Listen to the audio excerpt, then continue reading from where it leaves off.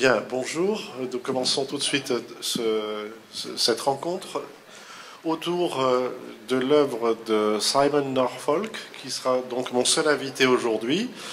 Gilbert Garcin s'est en fait excusé pour des raisons de santé et le réalisateur de son film étant pris par ailleurs. Donc voilà, ça va être pour nous donc l'occasion de faire connaissance avec un photographe qui a une œuvre considérable, qui est Simon Norfolk, et qui, a une œuvre qui a des aspects à la fois très fortement centrés sur le photojournalisme, mais en même temps sur une poétique de la couleur. Voilà. Alors, bien sûr, vous pouvez lui poser toutes les questions que vous souhaitez lui poser. Moi, première question que je pose pour lancer le débat, c'est Simon, qu'est-ce que peut vous apporter un prix comme le prix Pictet, étant donné que vous avez quand même déjà une œuvre reconnue? The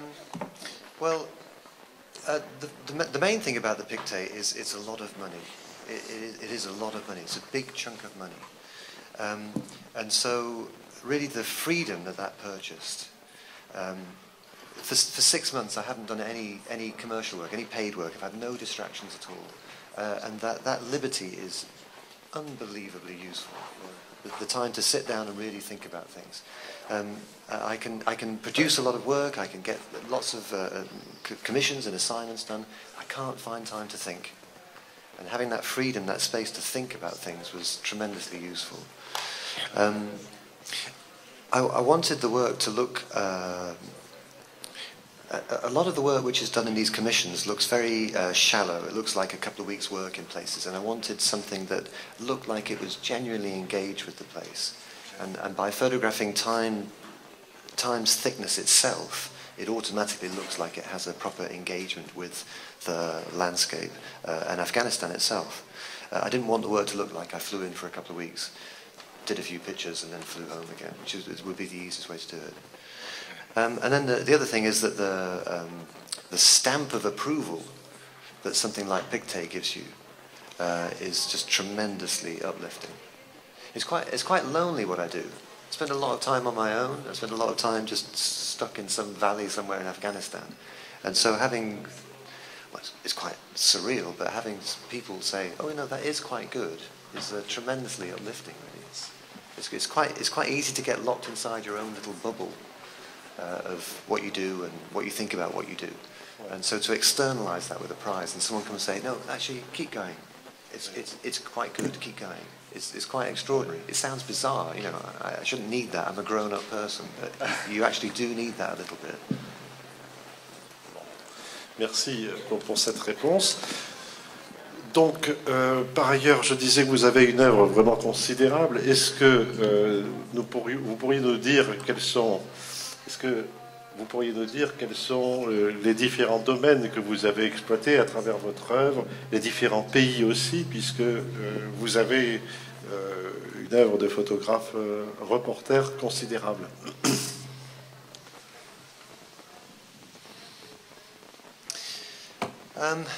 Well, I applied for an American visa recently, and on the form they say, write down all the countries that you've been to. And I thought, shall I hide all the dangerous ones in the middle of the list, or shall I just confess to all the dangerous ones, Yemen and Syria and North Korea? I don't think of myself as a reporter or as a photojournalist even. I'm interested in the contents of photojournalism. I'm interested in talking about the things that photojournalism talks about. For me, that's the only conversation to have. I'm not interested in photographing shadows and sunlight on the wall. I'm interested in photographing the things that I see on the TV news. Those are the things that make me angry. Those are the things that make me furious. The things that British politicians do in my name. So to ignore those things and have my art practice separately somewhere else just seems to me unthinkable. It seems to me to lack conscience. And conscience, I think, is very important.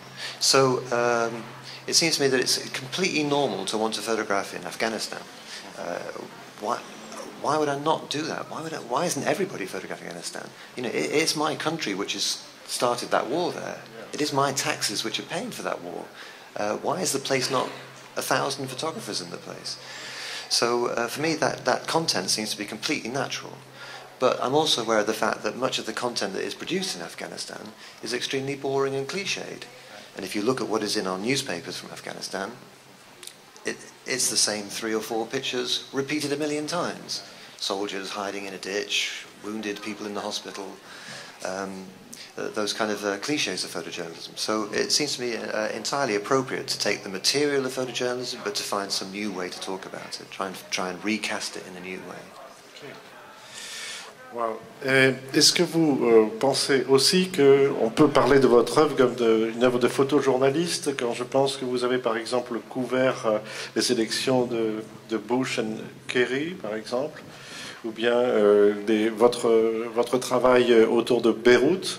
Est-ce que c'était un travail plutôt centré sur le photojournalisme et les magazines qu'un travail de reporter à long terme, comme vous avez pu le faire en Afghanistan?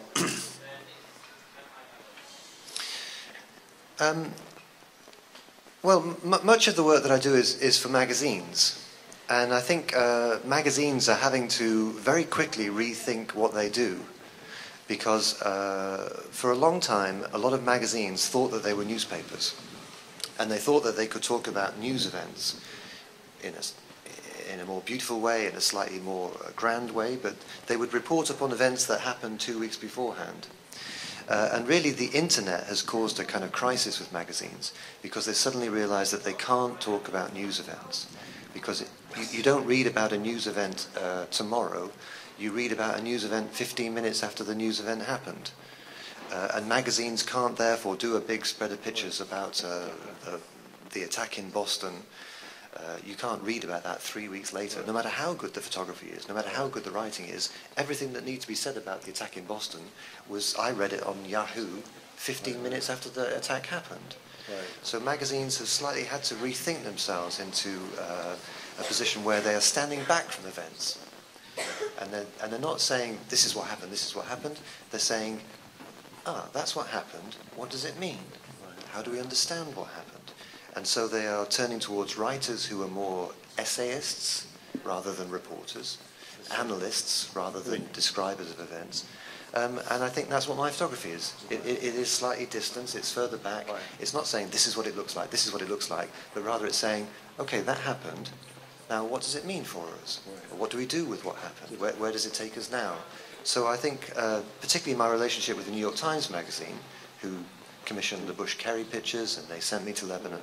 I think the interlock there is very, very useful, because I think both of us are learning that we have to stand back a little bit and say, okay, you saw on the BBC News website what happened that day. Now, 3 weeks later, we have to work out what does it mean. Voilà, il y a donc aussi un autre aspect de votre œuvre qui est assez considérable, c'est l'importance que vous donnez donc au devoir de mémoire, et que vous avez réalisé un certain nombre d'œuvres photographiques qui ont, elles, là aussi, un genre et un style bien particulier.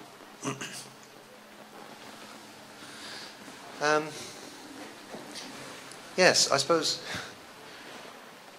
Well, I was a choir boy once, a long time ago. And I thought I was sleeping through all that religious stuff. But I think I did take on a few ideas. I'm not a Christian, but I do observe a few Christian notions, such as witness, the notion of witness, which unfortunately is a very religious kind of idea. But inside that, I think is a very important social and political idea about seeing the things in your world and having something to say about the things in your world, and not living your life without having that something to say about those things. So that idea of confronting rather than running away from the realities that we experience, I think is very important.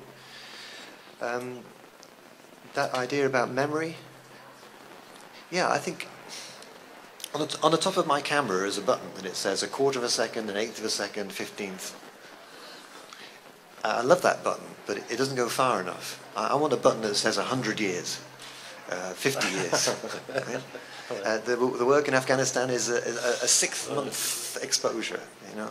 And I like the idea of breaking that button on the top of my camera and reaching further backwards, definitely. And I think this book about the work I showed last night will be my third book in Afghanistan. But all three of those books are about time and memory and the thickness of time, the layeredness of time.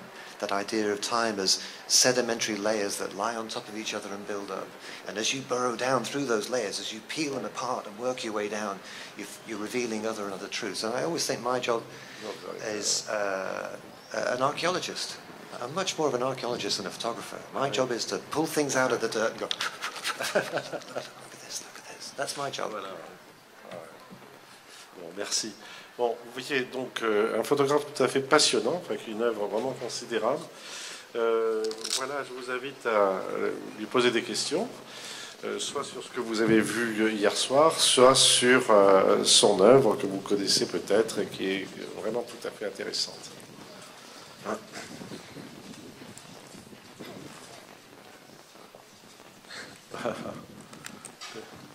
Oui? Simon, how do you Please, can you wait for the microphone?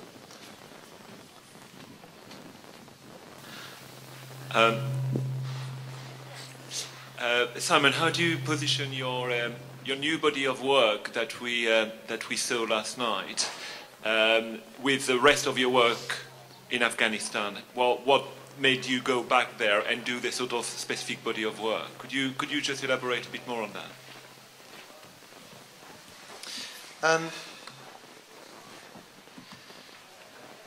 Well, I think it began with I was working a lot in America. When the first time I went to Afghanistan, it was the first time also I spent a lot of time in America. And in America there is so much polish on the landscape, so much polish in the cities. If you go to somewhere like Florida, you look around you, there's nothing that's more than about 5 years old. A 10-year-old building in Florida is an ancient monument. And when I went to Afghanistan, it was so much the opposite of this. Or the layers of time that you could see around us, the thicknesses of time, were so, you needed a knife to kind of cut your way through the landscape, because you could see these, I guess because it's such a long war, nothing gets cleared away, nothing gets redeveloped. It's not like anybody's building shopping centres in Afghanistan. So you could see the rubble of all these wars. And I'd spent a long time photographing in the Somme battlefields, near where you live. And the technology that was applied at the beginning of the First World War and the beginning of the First World War and the end of the First World War is more or less the same technology. The technology that began the war in Bosnia in 1989, 1990, was about the same technology that the war finished with. But the amazing thing about Afghanistan is that the technology that began the war in 1979, when the first fighting started in Afghanistan, and the technology being applied today have multiplied enormously. Completely different technologies. And each of those technologies leaves behind a completely different forensic trace of its effect on the landscape. And when you walk outside of Kabul to the Shomali Plain north of Kabul, big fight with the Soviets, and all you see for mile after mile are old rusting Soviet tanks in ditches and against trees. And each one has a hole in the back where the Mujahideen fired a missile through the back of them. And there's thousands of them. But when you go to where the Americans have been, you see house, house, house, house, great big hole. House, house, house. And that's a 2,000-pound laser-guided bomb. And it's taken out one house. And the houses across the street still got the windows in them. So you have a completely different evidence effect, a completely different forensic effect is left behind by these different technologies. You can see who did what. Oh, the Russians did that, but that, oh no, the Americans did that. And that was last week. And that was the Taliban did that car bomb. They leave behind a different trace. I've never seen that before. I've never seen that in one war have such a length that you could see these different technologies at work. And also, when I went to Afghanistan in 2001, people were emerging from where they'd been hiding, pretty much. And the first person they saw was me, and they were saying, what the hell did that to my farm? And can I go back in my farm, or is it dangerous? And I didn't know what I was looking at. Cluster bombs. I'm saying, are there any cluster bombs in my farm? I don't know. But if I get the answer wrong, one of your kids could get his leg blown off. I never wanted to be one of those people that knew a lot about tanks and missiles and the names of bombs and aeroplanes and M119s and 417s and all the rest of it. But people were asking me, can my children go in that orchard? So I felt I needed to learn something about the technologies that I was looking at. Not pictures of soldiers firing guns or the wounded child in the hospital or a lady crying at the graveyard, all those cliches of photojournalism, but rather something that was about the effect, the consequence of what it was I was seeing, what's left behind, the aftermath of what it was that I was seeing. It was driven by a very acute demand when a farmer came up to me and said, I need to plough that field. If I don't plough that field this year, my children will die next winter because I won't be able to feed them. Can you tell me whether there are any cluster bombs in my field? I don't know, I'm not a specialist. But I'm the best thing that he's got. So I went home and I found out about cluster bombs because I don't want to be in that position again. So that connection runs through all three of the projects from Afghanistan, really, about this layeredness. And the first book about Afghanistan was Chronotopia. Chronos is the Greek word for time, topos is place. And a chronotope is any place in which you can see this thickness of time, this layeredness of time.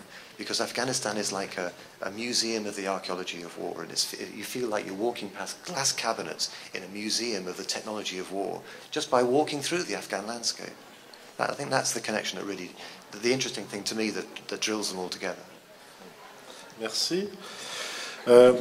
Je pense que vous avez un rapport avec la guerre qui est quand même très particulier. Est-ce que vous seriez choqué si je disais qu'on peut trouver dans votre œuvre une poétique de la guerre?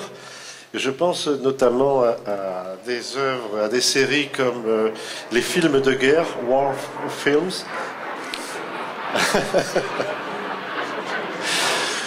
ou bien aussi... You raised that? Amazing. Respect.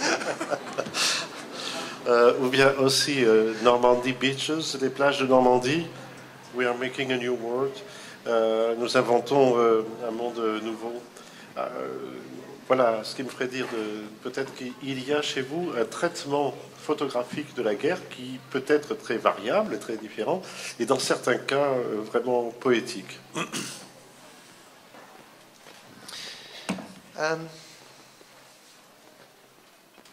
Well, I think I'm very lucky that there is a tradition in England of the portrayal of war, which is not particularly, when we look at especially the First World War, its portrayal is not really through paintings. I would say there's only one really good painting of the First World War. It's not through sculpture. I can't think of any great sculptures of the First World War. There's some great architecture of the First World War. The monuments that were built after the war by particularly Edward Lutyens that are in every English village centre, and they're a lot better than the ones that are in France, which are ugly blocks of rubbish. But there is a fantastic corpus of poetry of the First World War through Siegfried Sassoon and Wilfred Owen and all those poets which I studied when I was a 16-year-old at school. And so it's very easy as an Englishman to reach for that, because that is the main way that war is, you know, there's no great English novel of the Second World War like there is All Quiet on the Western Front or Thin Red Line. There's no great film tradition of the First World War, but the poetic tradition through Wilfred Owen. And as a 16-year-old, I was forced to memorize those poems. Gas, gas, quick, lads, and an ecstasy of fumbling. Dulce et decorum est pro patria mori. All those Wilfred Owen poems, we were forced to memorize them when I was a schoolboy at 16. So for me, that feels very natural to reach for those things. But I also, when I left university, I was the kind of person that stood outside London Underground stations with a left-wing newspaper, trying to force people to buy my newspaper. And I was terrible at it. I knew the arguments in those newspapers were great arguments about how the world is made and needs to be changed. But I couldn't persuade anybody to buy those newspapers. And so for me, it's always been crucial as any kind of artist to try and find a way to make you come to my argument. Why would you want to spend time thinking about Afghanistan when you could just as happily go out and buy some new shoes or something? I have to try and seduce you into my space. Come and listen to what I want to do. For me, the poetry is just a tactical wrapper around the thing, around the work that I do. I always think my photography only works in one way. It goes, come here, come here, come here, come here. That's what I do. That's what I do. Ok.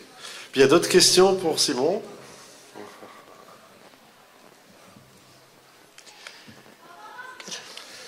Voilà. Est-ce que vous pourriez nous parler... Avez-vous une question?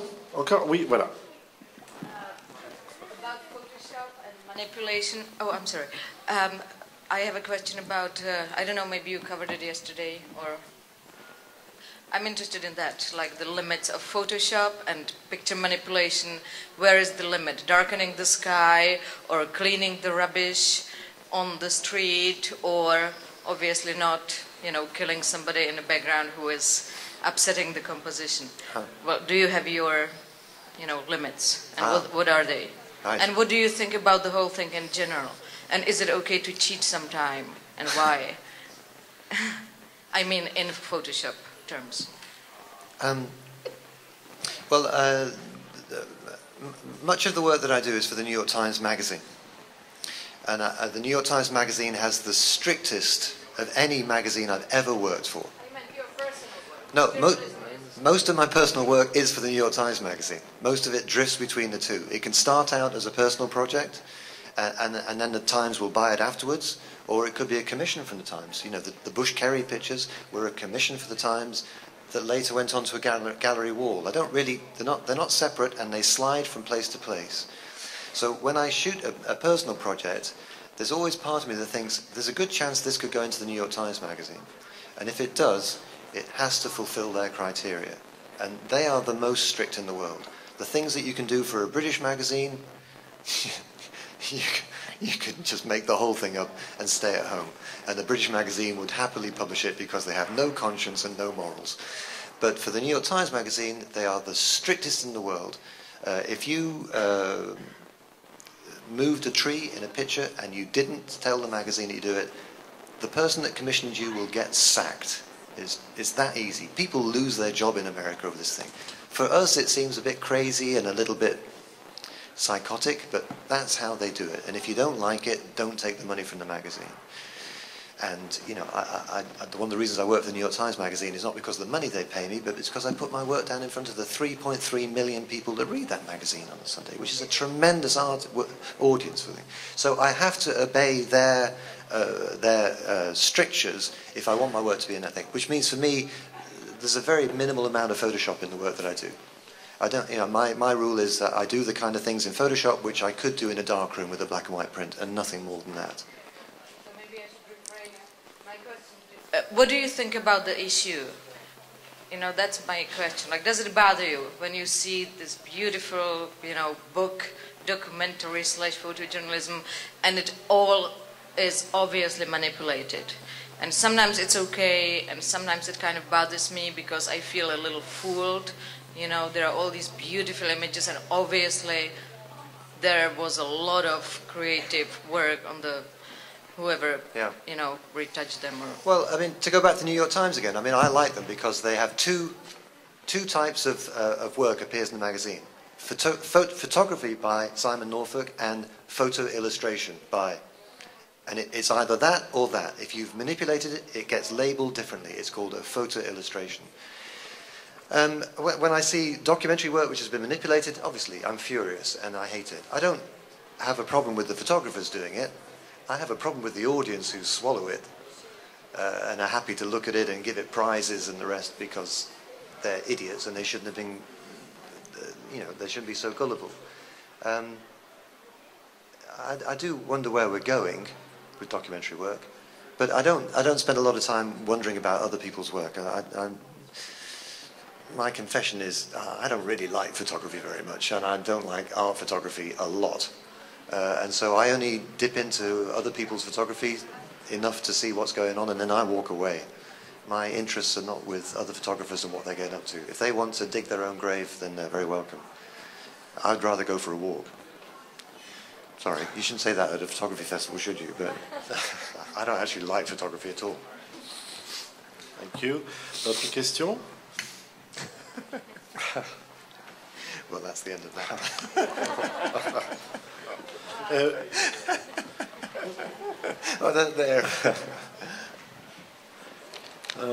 Est-ce que vous pouvez nous parler quand même d'une série de photographies que vous avez fait autour de Genocide, Landscape and Memory, qui est un peu particulière aussi dans votre œuvre?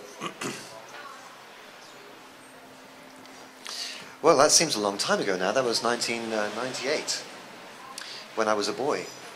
Oh, yeah. Well, I'm still quite proud of that work, even though it seems it's a little bit juvenile, really. It was in black and white, and it was very simple. It was a different camera, square format. I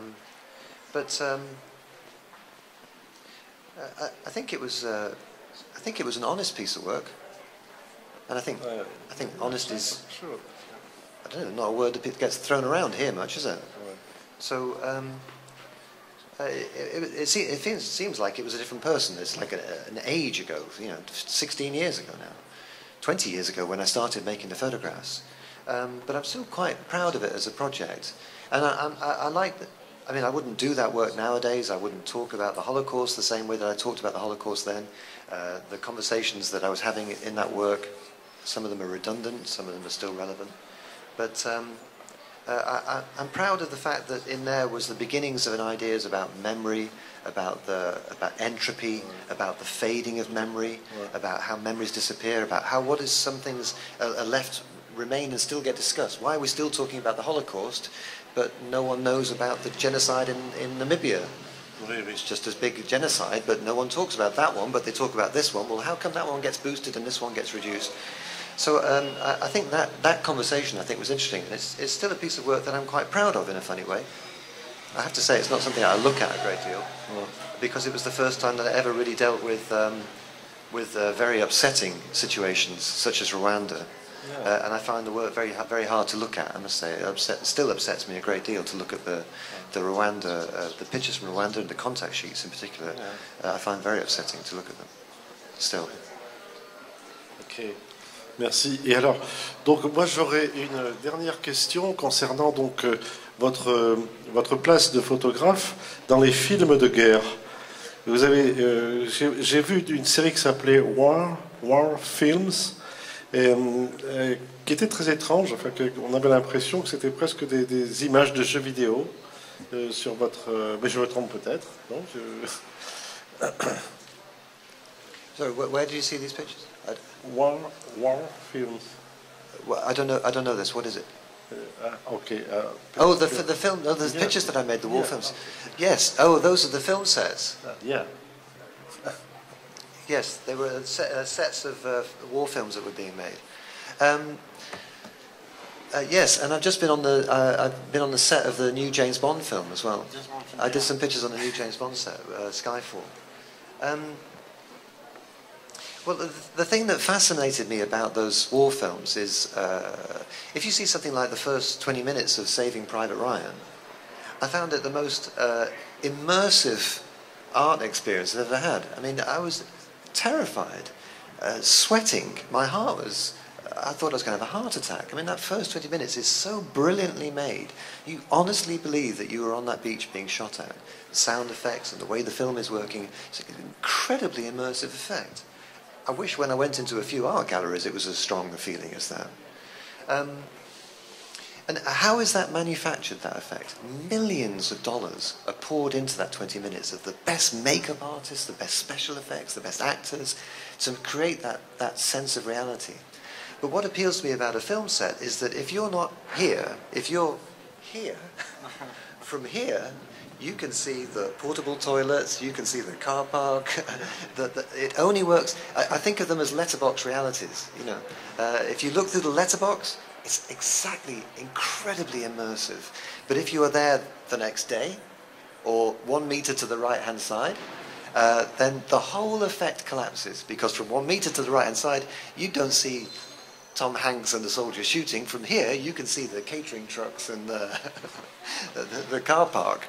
So the idea of photographing those war sets, the entire war sets, I thought was very interesting, where you can see everything that the camera can see, but everything else beyond. And then you can see just how, in film in particular, a piece of footage which can last 2 seconds could be $1 million to make that 2 seconds. You think a good photography prize is a lot of money, but 2 seconds of film, it could cost $1 million to make that. But boy, is it good when it comes to immersing you in that reality. So the war films, yes, they look a bit like video games, but also I was kind of interested in them as kind of theatre stages, really, in which one actor is just one actor on the stage, but from the back of the auditorium you can see the whole stage, you can see the orchestra, you can see the audience picking their noses, and that appealed to me a great deal. And the James Bond pictures are the same, I've done those the same as well. Okay. Although James Bond is about the most highest that you can get to. Thank you. Merci vraiment beaucoup. Bon, avez-vous d'autres questions à poser à Simon Norfolk, que je remercie d'ores et déjà d'être venu vraiment nous parler si abondamment de son œuvre, et de son œuvre qui mérite véritablement d'être largement connue, parce qu'elle est vraiment considérable, comme je le disais pour commencer. Voilà, bon, écoutez, c'est un jour de fin de semaine d'ouverture, et donc on a peu de monde. On va donc arrêter là notre débat pour aujourd'hui. Je remercie donc les trois jolies dames, demoiselles qui ont permis à ce débat d'avoir lieu, à la technique, Anita pour la traduction simultanée et Pauline donc pour faire passer le micro auprès de nos invités. Voilà, je vous dis à dimanche donc pour un rendez-vous avec Eric Kessel. Voilà, très bientôt. Excellent. Thank you very much.